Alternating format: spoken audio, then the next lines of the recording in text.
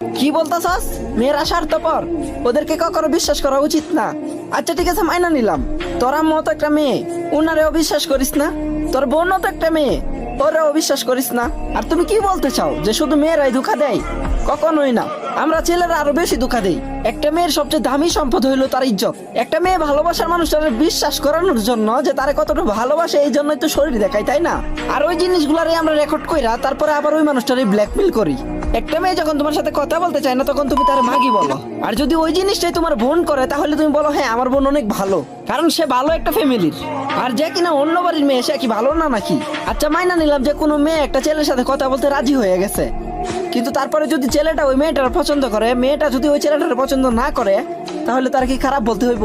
ভাই শুন, কোন মেয়ের চরিত্রের উপর আঙ্গুল উঠানোর আগে একটা কথা চিন্তা করিস, তোর বাড়িতেও কিন্তু মা বোন আছে। হ্যাঁ আমি মানি যে কিছু মেয়ে খারাপ, যারা তার সৌন্দর্যের অপব্যবহার করে।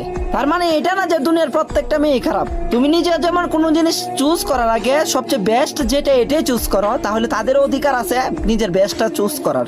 মাথার মধ্যে যদি গোবর ভর্তি না থাকে, তাহলে আমার কথাগুলো বুঝতে পারবা।